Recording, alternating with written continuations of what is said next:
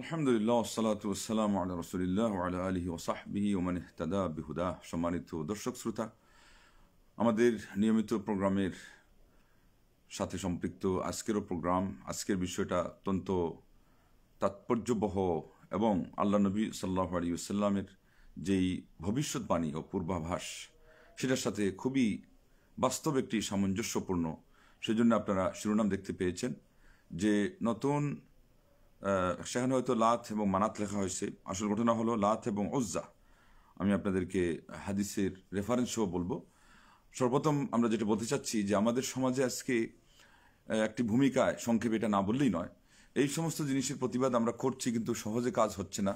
আর এগুলো জিনিস আমাদের সমাজের এর প্রবণতা এবং মাথা ছাড়া দিয়ে ওঠার এর পিছনে একটা কারণ হলেই যে আমরাই অনেক সময় শিরিকের প্রতিবাদ তো দূরের কথা, সেগুলোর খেসারত, সেগুলো সম্পর্কে মানুষকে সাবধান করা, সেগুলো আমরা না হয় নাই করলাম কথার কথা, কিন্তু আমরা এমনও কাজ করেছি যেগুলোর মাধ্যমে এই জিনিসগুলোর প্রতি মানুষকে কি করা হয়েছে, উদ্বুদ্ধ করা হয়েছে।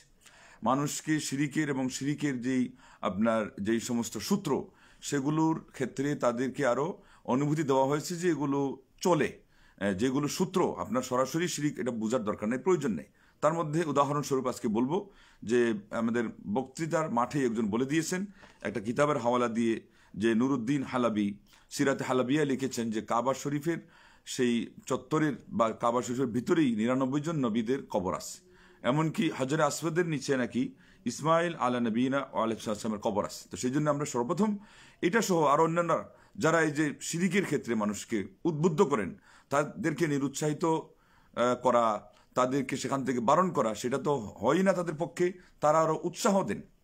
আজকে আর সেগুলো উদাহরণে ফিরিস টানছি না, আজকে শুধু এতটুকু বলবো যে এই যে কথাটা উনি বললেন, অথচ ২০১৪ সালের ১৮ই ডিসেম্বরের একটা প্রতিবেদন আছে, আরবি পত্রিকা যারা পড়তে পারেন সেখানে আপনারা দেখে নিয়েন, এই তারিখ আমি বলে দিলাম। সেখানে তারা এতটুকু উদ্ধার করেছেন, তথ্য পেয়েছেন যে সম্প্রসারণ করতে গিয়ে তা মূল কাবা তো নয়ই নয়, এখনকারও যেটা কিছুদিন আগের যেটা সেটা নয়, নতুন যে সম্প্রসারণের যে এরিয়া, সেই জায়গায় কিছু হাড় হাড্ডি পাওয়া গিয়েছে। সেটাও ঐতিহাসিকগণ এবং বিভিন্ন বিশ্লেষকগণ বলেছেন যে অনেক সময় ঢল নামতো, অনেক সময় আরো অনেক কিছু হতো, এমনকি সেই হাড় হাড্ডিগুলো মানুষের নাকি না পশু পক্ষীর, তারও কিন্তু কি আছে সম্ভাবনা রয়েছে। আর আপনারা সবাই জানেন কিভাবে উনি নবী রাসূলদের কথা বলল। নবী রাসূলদের হতে গেলে তো লাশ পাওয়া যাওয়ার কথা, কেননা আল্লাহ নবী সাল্লাল্লাহু আলাইহি ওয়াসাল্লাম বলেছেন যে মাটি নবী রাসূল এমনকি শহীদদের লাশ ভক্ষণ করে না। এইভাবে আপনারা বুঝতে পারেন যে কিভাবে যারা ভুল কথা বলতে চায় তারা তাদের একটা ভুল দিয়ে আর একটা ভুলকেই কি করে ফেলে, চিহ্নিত করে, ইন্ডিকেট করে ফেলে। আমরা অনেক সময় বুঝতে পারি না। আর নবীদের লাশ তো মাটি খায় না, তাইলে তো এখানে লাশ পাওয়া যাওয়ার কথা, হাড় হাড্ডির কিছু কথা কেন পাওয়া গেল? আর হাড় হাড্ডি থাকতেই পারে, এটা কাফিররাই বলেছে আইদা কুন্না ইযামান ও রুফাতান, আমরা যখন হাড় হাড্ডি হয়ে যাব এবং আমরা এইভাবে করে মাটির সাথে, মানে যে শব্দ তারা বলেছে, মোট কথা এখানে প্রথম শব্দটা কি আছে, ইজাম, হাড় হাড্ডি। হাড় হাড্ডি থাকতেই পারে, তো থাকবে কাফিরদের, অথবা থাকতে পারে সাধারণ লোকাল কোনো মানুষের, বাইরেরও। একটু আগে আপনারা শুনলেন যে ঢল নেমেও সেখানে আসতে পারে, এবং সেখানে পশু পক্ষীর হাড় হাড্ডিরও সম্ভাবনা আছে। তো নবী রাসূলদের কথা উনি কিভাবে বললেন, এবং ইসমাইল আলা নবীনা আলাইহিস সালামের উনি দাবি কিভাবে করলেন, ওনার বাড়ি এখানে ছিল তাই। তো অতএব এগুলো ঐতিহাসিক মানে স্বীকৃতি থাকতে হবে, কোনো একটা হাদিসের রেফারেন্স এবং নির্ভরযোগ্য আপনার তাফসির অথবা এমনকি ইতিহাসের কোনো রেফারেন্স যদি অন্তত থাকতো আমরা মোটের উপর মেনে নিতাম। অথচ ওই যে হালাবিয়া এরা তো হলো সব সুফি মতবাদের লোকজন। অতএব যারা যেই পথে হাঁটে, যারা যাদের আদর্শবান, তারা সবসময় ওই কিতাবগুলি পড়ে। আমরা একটু বলবো যে আপনি যখন একটা ঐতিহাসিক কথা বলবেন, কাবাঘরের সাথে সম্পৃক্ত, একটু তো জেনে বুঝে বলবেন। আর অনেক বক্তারা বলে যে হাজার হাজার নবীদের লাশ, আরে বেশিরভাগ নবীদের তো হলো আল্লাহ রাব্বুল আলামিন তাদের চারণভূমি রেখেছিলেন ফিলিস্তিনের মাটি, সিরিয়ার মাটি। সেখানে হয়েছে বলে কি আপনি বলে দিবেন যে বাইতুল মাকদিসের, জেরুজালেমের মসজিদে নবীদের কবর? মসজিদে তো কবরের সাথে সম্পর্ক না রাখার কথা আল্লাহ নবী সাল্লাল্লাহু আলাইহি ওয়াসাল্লাম বলেছেন। অতএব আগেও যদি থাকে, আগের সেটা না হয় তাও সাব্যস্ত হতে হবে, তো তা না হলে তো আল্লাহ আমার নবী সাল্লাল্লাহু আলাইহি ওয়াসাল্লাম সাব্যস্ত হলে সেটা তিনি স্থানান্তর করতে বলতেন অবশ্যই। আর নবী সাল্লাল্লাহু আলাইহি ওয়াসাল্লামের যুগে বা পরবর্তী যুগে তো উম্মতে মুসলিমা সেটা আলহামদুলিল্লাহ করে নাই। তো অতএব কোথাকার কি ইতিহাস, তারপরে কোনো ভিত্তি ছাড়া একটা খালি মানে সিরাত হালাবিয়া নাম বলে দিলেন, এটা তো কোনো নির্ভরযোগ্য সিরাত গ্রন্থই না। সিরাত গ্রন্থের মধ্যে অন্তত প্রসিদ্ধ গ্রন্থ সকল প্রতিষ্ঠানের কাছে সিরাতে ইবনে হিশাম, সিরাতে, সেটা আপনি অন্তত বলতে পারতেন। হ্যাঁ, সেটার কথা না না। ওয়াকিদি তার আবার ইতিহাসের ক্ষেত্রে এমনি বলা আছে যে আপনার তার কথার উপরে কোনো কি নেই, বিশ্বাস রাখার কোনো ভিত্তি নেই, তাও একটা প্রসিদ্ধ না, সেগুলো না, সিরতে হালাবিয়া। তো যাই হোক, এই যে ঘটনা, এগুলোতে আমরা কি করি, আমরা শিরকের সূত্রপথ খুলে দেই আরো। যাই হোক, আমার আসল বিষয়ের দিকে চলে যাই। আসল বিষয়ের দিকে যাওয়ার আগে আমি বলবো যে এইগুলোর কারণে কি হয়েছে। আজকেই দেখলাম দাউদকান্দি থানার ভিতরে আসন নামে, এখানে কোনো কবরও না, কবরকে কেন্দ্র করেই তো আল্লাহ নবী সাল্লাল্লাহু আলাইহি ওয়াসাল্লাম নিষেধাজ্ঞা জারি করেছিলেন না।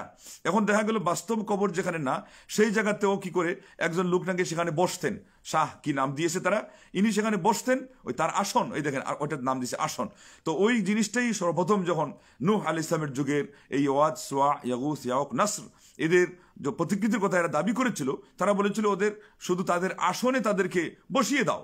এই দেখেন এখন শুধুমাত্র আসনটাকেই কেন্দ্র করে মানুষ সেখানে দেখলাম যে টাকা দিচ্ছে, এবং অনেকের হয়তো মানুষও সেটা পুরো হওয়ার জন্য টাকা দেয়। তো যিনি ভিজিট করতেছেন চেয়ারম্যান ওই এলাকার, আল্লাহ ওনাকে উত্তম বদলা দান করুক, দেখলাম যে ওনার এবং মসজিদের মুয়াজ্জিন যে কথাগুলো বলেছে, আমাদের সমাজের এই সমস্ত বক্তারা লাখ লাখ টাকা খরচ করে আল্লাহু আকবার যাদেরকে আনা হয়, তাদের মধ্যে সেই জ্ঞানটা নেই। মুয়াজ্জিন নিজে বলতেছে যে এখানে যে মোমবাতি জ্বালাচ্ছে এটা অগ্নি পূজার শামিল, আল্লাহু আকবার, এবং আরো কিছু কথা বলেছে এখন মনে নাই। আর চেয়ারম্যান সাহেব বললেন যে কোরআনে হাদিসে কোথাও কি আছে যে এখানে বসলেই এটা করতে হবে? আল্লাহ নবী সাল্লাল্লাহু আলাইহি ওয়াসাল্লাম তো অনেক জায়গায় বসেছেন, তো সেটাকে কেন্দ্র করে কি কোনো একটা আসন বানানো হয়েছে? আল্লাহ, যে এই জিনিসগুলো বা সামান্য চিন্তা করেন, ইতিহাসটা অন্তত পড়েন, কোরআন সুন্নাহর গভীর জ্ঞানের প্রয়োজন নেই, তাইলেও আপনি বুঝতে পারেন যে এই জিনিসগুলো অন্যায়।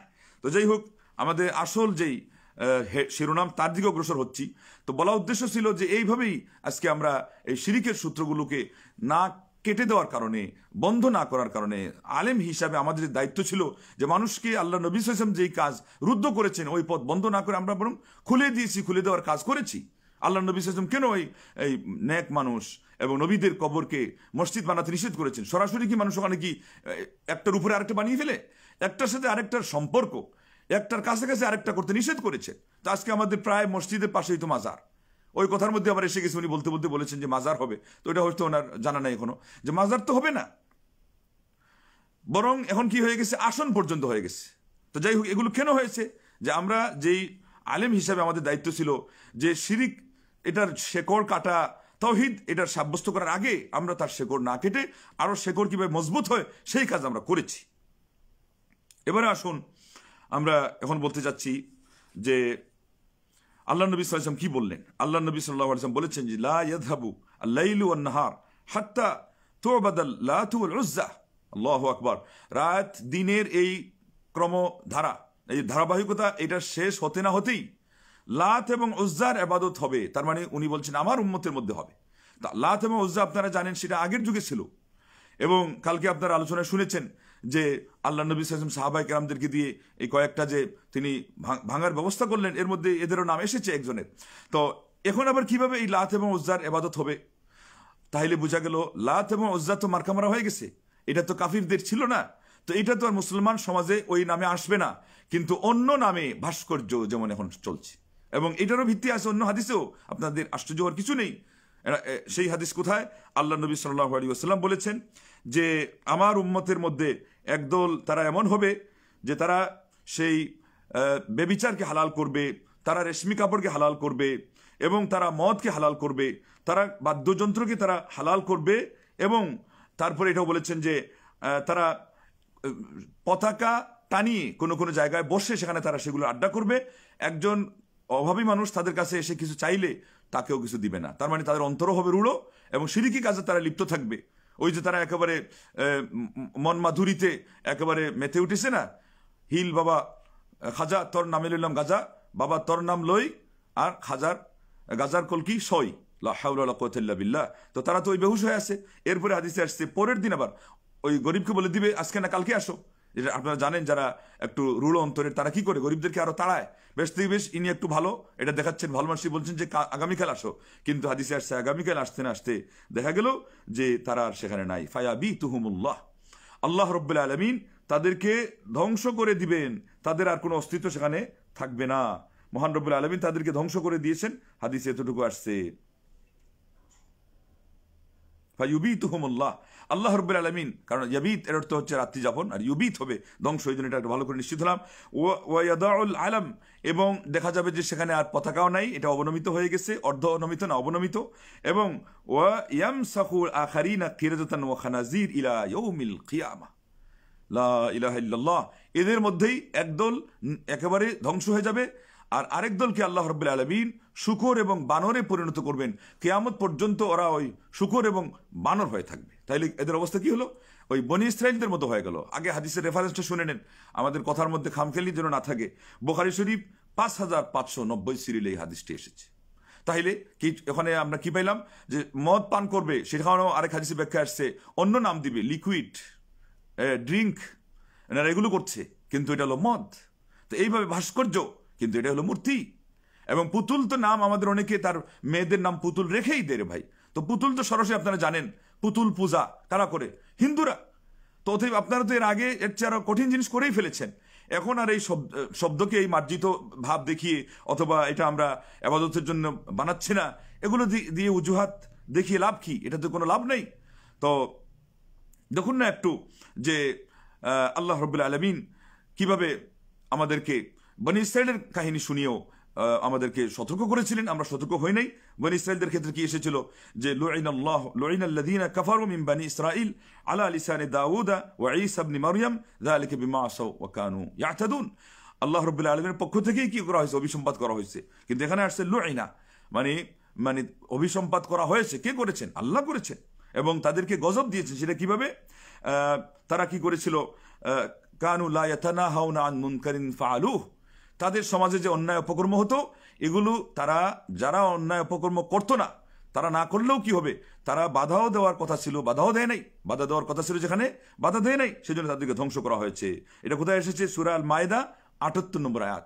হাফিজ ইবনে কাসির রাহিমাহুল্লাহ আয়াতের নাম্বার তো শুনলেন, সূরাও শুনলেন, এর ব্যাখ্যা দেখে নিয়েন। উনি বলেছেন এখানে মহান রব্বুল আলামিন যে ধ্বংস করেছেন, এবং ওই যে ওখানেও তাদেরকে কিন্তু শূকর এবং বানরে পরিণত করেছিলেন। বলেছেন যে দুই সম্প্রদায়কেই আল্লাহ ধ্বংস করেছেন এবং গজবে নিপতিত করে, হয় নিপাতিত করেছেন, অথবা তাদের চেহারাকে বিকৃত করে, তাদের আকৃতিকে বিকৃত করে বানর এবং শূকরে পরিণত করেছেন। এই দুই শ্রেণী কারা? প্রথম শ্রেণী তো যারা ওই কাজের মধ্যে কি ছিল? নিমজ্জিত ছিল, আক্রান্ত ছিল। এবং দ্বিতীয় শ্রেণীর কথা এই ব্যাখ্যাতে এসেছে, অবশ্যই তিনি বিভিন্ন রেফারেন্স দিয়ে বলেছেন, আপনারা দেখে নিন, সময় কম, যে যারা বারণ করে নাই, যারা নিষেধ করে নেই, তাইলে পরে চুপ থাকা, এটাকে যেমন বলা হয় যে বুবা শয়তান। সত্যের কথা বলা হলো বুবা বকওয়াসকারী, অসত্যের কথা বলা আর অসত্যের কথা না বলা হলো বুবা শয়তান। তাইলে আমাদেরকে চতুর্মুখী জ্ঞান নিয়ে এবং চতুর্মুখী দায়িত্ব নিয়ে এগিয়ে আসতেই হবে। তা না হলে উপায় নেই। বনি ইসরাইলকে আল্লাহ পাক ধ্বংস করে যে সংবাদ আমাদেরকে শোনালেন, এটার প্রমাণ এখানে কি পাওয়া যাচ্ছে? যে আমরাও যদি চুপ থাকি, তাহলে আল্লাহর আযাব এবং গজব এসে আমাদেরকেও ধরে ফেলতে পারে, পাকড়াও করে ফেলতে পারে। তো সেই জন্য আসুন আমরা সোচ্চার হই, এবং যত বাতিল, যত ধরনের তারা সংশয় নিয়ে আসে, যত ধরনের তারা সেই অভিযোগ নিয়ে আসে ইসলামের বিরুদ্ধে, এগুলোর প্রতিবাদ, দাঁত ভাঙা জবাব দেওয়ার জন্য আলেম সমাজকে এগিয়ে আসতে হবে। এই দেখেন, একজন চেয়ারম্যান তার সৃষ্টিগত স্বভাব দিয়ে তিনি কিন্তু অস্বীকৃতি জানালেন, কিন্তু এটাকে দলিল প্রমাণ দিয়ে এটার বাতুলতা প্রমাণ কে করবে? আলেমরা ছাড়া কেউ করতে পারবে? কোশ্চিনকালেও না। তো সেই জন্য আসুন, আজকে আল্লাহ নবী সাল্লাল্লাহু আলাইহি ওয়াসাল্লাম যে বললেন যে লাত এবং উজ্জা, এই দুটার নাম করলেন, তার মানে আমরা তো ব্যাখ্যাতে আগেই বললাম যে ওই নাম হবে না, কিন্তু ওই নাম ছাড়া লাত হোক, মানাত হোক, উজ্জা হোক, ওয়াদ হোক, সুওয়া হোক, ইয়াগুস হোক, ইয়াউক হোক, নাসর হোক, আর আপনার হুবল হোক, ওই যুদ্ধের ময়দানে তারা যে বলছিল ওল হুবল, হুবল হচ্ছে এটা দেবতা, সেই নাম নাও হতে পারে, কিন্তু ওইগুলোর ইবাদত হবে। ঠিক কালকের আলোচনা আপনারা শুনেছিলেন যে জারীর রাদিয়াল্লাহু তাআলা আনহুকে দিয়ে আল্লাহ নবী সাল্লাল্লাহু আলাইহি ওয়াসাল্লাম তার মৃত্যুর আগ মুহূর্তে যুল খালাসাকে কি করেছিলেন? ধ্বংস করিয়েছিলেন, ভস্মীভূত করিয়েছিলেন। বুখারীতে আরেকটি হাদিস আছে, এই যে হাদিসগুলো আপনারা একটু আগে শুনলেন, আরেকটা আপনাদের সামনে আমি বলবো। এই ধরনের বুখারীতে আরেকটা হাদিস এসে গেছে যে আমার এই উম্মত শেষ হবে না, কিয়ামত হবে না, যতক্ষণ পর্যন্ত আমার উম্মতের কিছু লোক এই যুল খালাসার দিকে না যাবে, সেখানে বরং মহিলাদের কথা বেশি বলেছেন। এই আজকেও গিয়ে দেখেন মাজার এবং খানকা না হয় পরে রাখি, এই বিষয়ে আজকে কথা বলার দরকার নেই। সরাসরি শিখ যেখানে হচ্ছে সেখানে এই মহিলাগুলো বেশি যায়, আগে যায় কি যায় না? আল্লাহ নবী সাল্লাল্লাহু আলাইহি ওয়াসাল্লাম বলেছেন একটা শব্দ বলে, ইঙ্গিতের শব্দ, উদ্দেশ্য হলো তাদের মানে দ্রুতগামী হয়ে সেখানে যাওয়া। তো জুলখালাসা কি ওই নাম আবার ফিরে আসতে হবে, এটা শর্ত না? শর্ত নয়। এই জন্য আমি বলেছি এটা হলো নতুন মানে লাত এবং উজ্জা, এইভাবে নতুন জুলখালাসা সেই নাম তারা সাধারণত এটাই মানে প্রকাশ পায় অবস্থা দেখে, যে তারা যেহেতু এখন চতুরতার আশ্রয় নিয়ে কাজ করে, তারা কিছু মূলক ব্যবহার করে এই ধরনের মূলক এবং শিরোনামের অন্তরালে পুরাতন জিনিসগুলো ফিরিয়ে আনছে, তাহলে ওই দুল খালাসাও ওই নামে হয়তো আসবে না, কিন্তু ওই কাজ হবে এবং ওই দেশে হয়তো না হয় অন্য দেশে হবে। আজকে কোন দেশে নাই, কোন মুসলিম দেশে মাজার পূজা নাই? বিশেষ করে আফ্রিকাতে খুব সম্ভব এই নামেই আপনারা খোঁজ নিলে দেখবেন আফ্রিকাতে এখন কিন্তু আছে, এবং সেখানে বাস্তবে গিয়ে দেখবেন যে বেশিরভাগ মহিলারা সেই জায়গায় গিয়ে পড়ে আছে। হিন্দুরা তাদের এই সমস্ত পূজা পর্বসে, তাদের যে সমস্ত এই মানে দুর্গাগুলো আছে, দুর্গা পূজার যে জায়গাগুলো আছে, তাদের সেই আখড়া বলে, মহাস্থান আর কি বলে, মহাস্থান তো মুসলমানরা নাম দিয়ে দিয়েছিল, হাওলা ওয়ালা কুওয়াতা ইল্লা বিল্লাহ। তো এইগুলোতে তারা যেমন যায় এবং সেখানেও মহিলারা দেখা যায় যে অগ্রণী থাকে। আজকে আমাদের কবর এবং মাজার যেগুলোতে শিরিকি আড্ডাখানা জমিয়ে রাখা হয়েছে, সেখানে গিয়ে দেখেন মহিলারাই আগে। স্বামী বিদেশে থাকে, কোনো একটা বালা মুসিবতের কথা হয়তো বললো, বিপদ আপদের কথা বললো, বলতে না বলতেই ওই মিয়া ওইদিকে মানত করে বসে আছে, হয়তোবা নিজেই কাউকে না কাউকে নিয়ে চলে গিয়েছে, আর না হলে স্বামী ছুটিতে গেলেই তাকে নিয়ে সেখানে মানসা পেশ করার জন্য ওই মাজারে চলে যাচ্ছে। ইন্না লিল্লাহি ওয়া ইন্না ইলাইহি রাজিউন। তো শুনুন, ঘটনা আরো মারাত্মক। আল্লাহ নবী সাল্লাল্লাহু আলাইহি ওয়াসাল্লাম এই কথা বলেছেন এবং আবু দাউদের 4252 নম্বর সিরিয়ালে, যে লা তাকুমুস সাআ হাত্তা তালহাকা কাবাইলু মিন উম্মতি বিল মুশরিকিন। কিয়ামত ততক্ষণ পর্যন্ত প্রতিষ্ঠিত হবে না, কায়েম হবে না, সংগঠিত হবে না, যতক্ষণ কিয়ামতের ক্ষেত্রে প্রতিষ্ঠিত শব্দ মানায় না, কায়েমও না, এটা সংগঠিত শব্দটা আসতে দেরি হলো। তো যাই হোক, এটাই এর সাথে মানানসই শব্দ। যতক্ষণ পর্যন্ত না আমার উম্মতের কিছু সম্প্রদায় হলেও মুশরিকদের সাথে একাকার হয়ে যাবে। চিন্তা করে দেখুন, এখানে বলতেছেন যে ওনার উম্মত, তার মানে নামে থাকবে মুসলমান, কিন্তু কাজ কি হবে? বিল মুশরিকিন, মুশরিকদের সাথে তাদের সঙ্গ থাকবে, মুশরিকদের আচরণ তারা করবে, মুশরিকদের পদাঙ্ক অনুসরণ করার মানে হলো এখানে তারা শিরকি কাজ করবে। এবং ওই যে আগে শুনেছিলেন যে মদও পান হবে, বেবিচারও হালাল হবে, এবং ইয়াস্তাহিল শব্দের অর্থ হলো তারা হালাল জানবে। হারাম জিনিসকে হালাল জানাটাই কিন্তু কুফরি, এটা একটা দিক, এই ব্যাখ্যা মনে রাখবেন। দ্বিতীয় হলো ওই জিনিসের এটার প্রতি ইঙ্গিত করে দেওয়া হয়েছে যে তারা সেটাকে হালাল ছলে বলে কৌশলে হালাল করবে। তো এই জন্য আলিমগণ বলেছেন যে বিনা নামে অথবা নাম চেঞ্জ করেও তারা কি করবে? ওই মদকেই পান করবে, কিন্তু নাম হয়তো দিবে ভিন্ন, ওই শিরিকের কাজই করবে। এবং এখানে আপনারা পেলেন ওই লাত মানাত উজ্জা এগুলোর পূজাই করবে, নাম হবে ভিন্ন। নাম হচ্ছে আজকে যেমন ভাস্কর্য, নাম হচ্ছে আজকে প্রতিকৃতি, আরো কত কিছু। এরপরে শুধু এটাই বলে ক্ষান্ত হন নাই, ওয়াহাত্তা তা'বুদা কাবাইলু মিন উম্মতি আল আওসান। আল্লাহ আল্লাহ আল্লাহ, আল্লাহ নবী সাল্লাল্লাহু আলাইহি ওয়াসাল্লাম কি এমনি কথা বলেন? ইন হুয়া ইল্লা ওয়াহয়ুন ইউহা। তিনি আল্লাহর পক্ষ থেকে ওয়াহির মাধ্যমে বলেন যে আমার উম্মতের কিছু সম্প্রদায় তারা কি করবে? তারা মূর্তি পূজা করবে।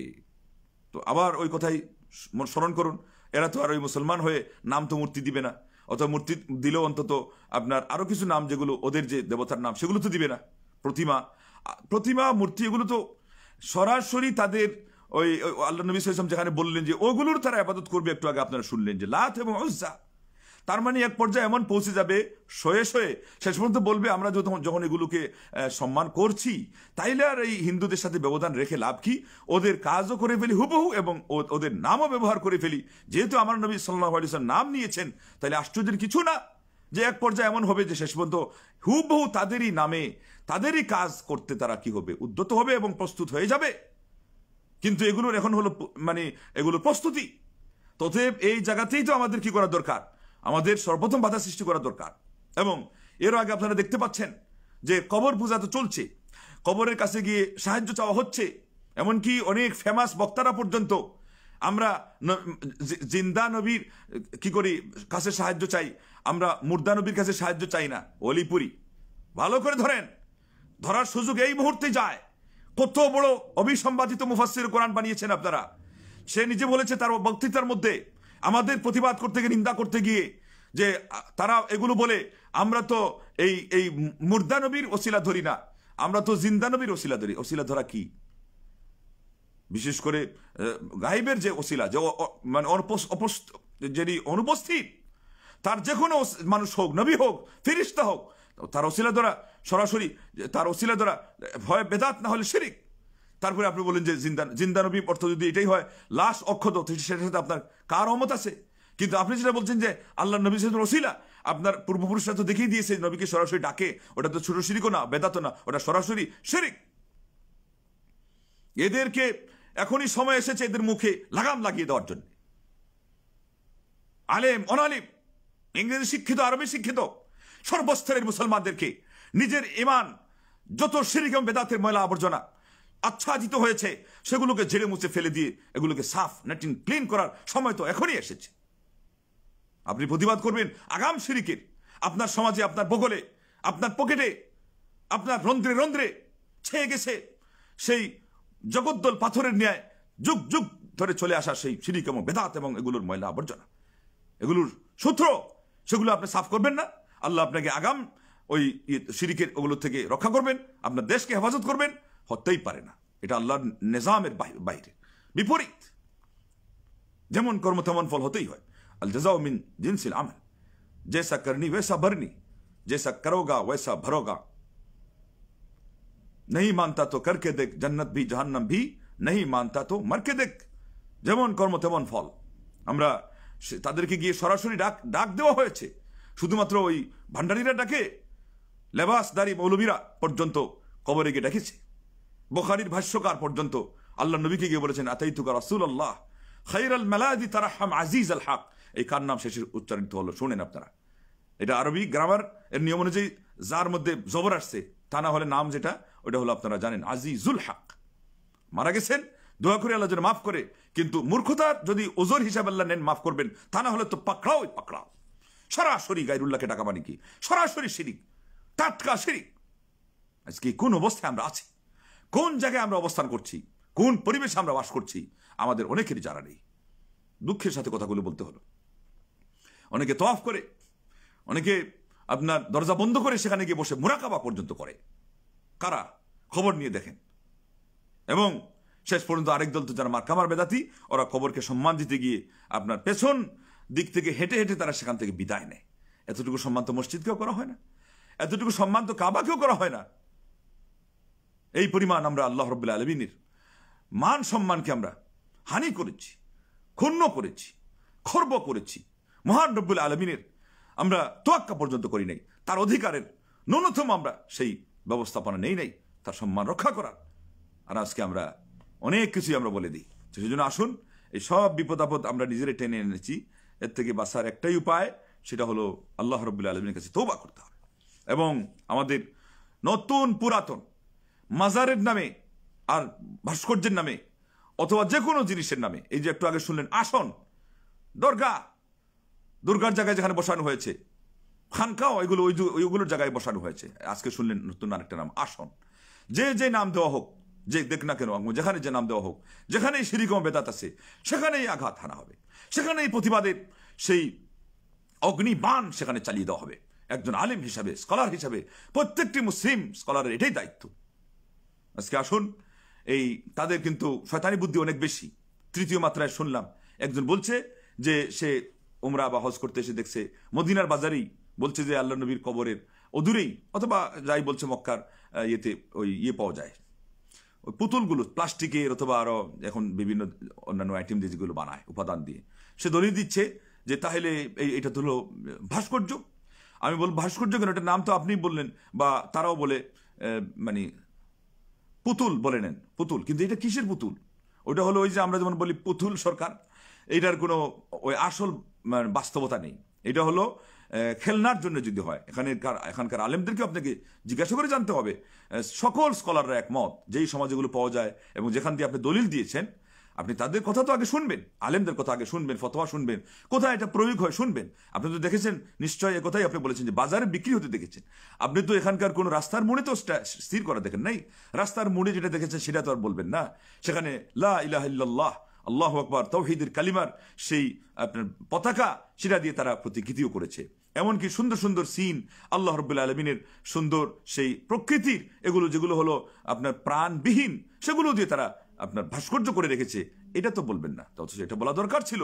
কত সুন্দর করে কারুকার্য খচিত আপনার সুন্দর সুন্দর জিনিসগুলো, যেগুলো ইসলামের হয় কোনো ঐতিহ্যবাহী জিনিস অথবা আল্লাহ রাব্বুল আলামিনের সৃষ্টির কোনো একটা মানে রহস্য অথবা সরাসরি তার একটা অবয়ব, তারা সেখানে কি করেছে সেইগুলাতে মানে তারা এর আকৃতি দিয়ে এটা রেখেছে। এটা অনেক সময় আমরা বলবো এবং মানুষকে যেমন একটা সৌন্দর্য বৃদ্ধি করে, তাদেরকে আনন্দ দেয়, তাদের এই মানে পথযাত্রায় তাদের যেই আপনার জার্নিতে যে কষ্ট সেটাকে একটু লাঘব করার কাজে চেষ্টা করে। ঠিক এই জিনিসগুলো একজন মানুষ বুদ্ধিমান যদি হয় তাইলে সে সেখান থেকে আল্লাহর কথা বরং স্মরণ করতে পারে, আল্লাহর দ্বীনের কথা স্মরণ করতে পারে। কেননা প্রত্যেকটা সৃষ্টিকুলেই তো আল্লাহ পাক তার পরিচয় এর কথা এঁটে রেখেছেন, গেঁথে রেখেছেন। কিন্তু আপনি প্রাণ বিশিষ্ট জিনিসের কথা বলবেন, এটার সাথে তো আলহামদুলিল্লাহ এখানকার লোকজন এই অ্যাডজাস্ট হয় নাই, তারা এগুলো করে নাই। যেটা আপনি বললেন এটার এখন প্রতিবাদ করবো, আমরা জানাবো। এটা হলো এটা মানে যেটা পুতুল করা হয়, এটা হলো আল্লাহ নবী সাল্লাল্লাহু আলাইহি ওয়াসাল্লামের যুগেও এটা ছিল। আম্মা জান আয়েশা রাদিয়াল্লাহু তাআলা আনহার সম্পর্কে এসেছে যে নাতিযুগ একটা হাদিসের মধ্যে যে তিনি সেগুলো নিয়ে কি করতেন, খেলতেন। ওগুলো ছিল আপনার ছোট ছোট আপনার কন্যা সন্তান যারা এখন পর্যন্ত কিশোরিনী হয় নাই, তারও মানে আরো কম বয়সের যারা একেবারে বাচ্চা কন্যা সন্তান, এগুলোর মানে প্রতিকৃতি বা ভাস্কর্য সেটা ছিল। সেটা দিয়ে উনি খেলা করতেন। সেই করতে করতে তো সেখানে একটা ঘোড়াও রেখেছিলেন। আল্লাহ নবী সাল্লাল্লাহু আলাইহি ওয়াসাল্লাম বললেন, আচ্ছা তো এখানে আবার ঘোড়া কোত্থেকে আসলো? উনি বললেন যে মানে চিন্তা করে দেখেন কি উপস্থিত বুদ্ধি ছিল আর কিভাবে মানে হাসি রসিকতা হয়তো। বললেন কেন আপনি শুনেন, মানে বললেন যে হ্যাঁ এটা হলো ঘোড়া। তারপরে আল্লাহ নবী সাল্লাল্লাহু আলাইহি ওয়াসাল্লাম বললেন তো ঘোড়া বুঝলাম, এটার আবার দুটো ডানা কেন? তখন বললেন যে আপনি কি শুনেন নাই যে সুলাইমান আলাইহিস সালামের ঘোড়া ছিল এবং তার দুটো ডানা ছিল। রাদিয়াল্লাহু তাআলা আনহা ওয়া আরদাহা। ইবনে শিহাব জুহরি রাহিমাহুল্লাহ বলেছেন, গোটা পৃথিবীর সকল মহিলাদের বিদ্যা এবং জ্ঞান যদি এক পাল্লায় রাখা হয় আর আম্মা জান আয়েশা রাদিয়াল্লাহু তাআলা আনহার জ্ঞান এক পাল্লায় রাখা হয়, আমাদের মা আয়েশা রাদিয়াল্লাহু আনহার পাল্লা ভারী হবে। আল্লাহু আকবার। তো আপনি কার কথা বলতে চাচ্ছেন? যার বাল্যকালও মানে কেটেছে পবিত্র অবস্থায়, সকল ধরনের আপদ বিপদ মুক্ত অবস্থায়, এবং যার পরবর্তী সময় কেটেছে আরো ভালো অবস্থায়। আল্লাহু আকবার। তো বুখারী শরীফের হাদিসের মধ্যে এসেছে 6130, মুসলিম শরীফের 2440 সিরিয়ালে ঠিকই এসেছে এই ঘটনা, নাতিদীর্ঘ হাদিস। কিন্তু এখান থেকে কি পাওয়া যায়? এখান থেকে আলিমগণ বলেছেন যে শুধুই একটা জিনিস স্বতন্ত্র, সেটা হলো আপনি ওই কন্যা সন্তানের জন্যে সে বাল্যকালে যখন খেলাধুলা করার সময় থাকে, ওই যে চড়ুই বাতি দিয়ে তারা খেলাধুলা করে, তারা দেখেন না সেখানে খেলাধুলা করতে গিয়ে তারা পাকশাকের কাজ করে, তারা ওই জামা কাপড় পরানোর কাজ করে, আর কিছু না পাইলে একটা কাঠিকে তারা কি করে একটা বাচ্চা বানায়, সেটাকে শাড়ি পরায়, সেটাকে আপনার ম্যাক্সি পরায়, সেটাকে আপনার থ্রি পিস পরায়, উড়না পরায়, দেখেন না? তো এই জন্যে আলিমগণ বলেছেন প্রথম কথা হলো তাদের মধ্যে যেন বাচ্চাদেরকে লালন পালন করার ক্ষেত্রে যে দয়া মায়ার প্রয়োজন, অনেক কষ্টের বিষয় না, সেটা ট্রেনিং হয় এখানে। সেটা করে করে এরপরে বাস্তবে পর্যন্ত সে পৌঁছবে। ইমাম নাওয়ী রাহিমাহুল্লাহ ব্যাখ্যা দিয়েছেন, বরং বলেছেন এখানে সে করবে এটা হলো আপনার অনেকটাই একটা কৃত্রিম ভাবে, যেহেতু এটা আসল সন্তান না, কিন্তু এটা করে করে তার মধ্যে একটা মানসিকতা তৈরি হবে।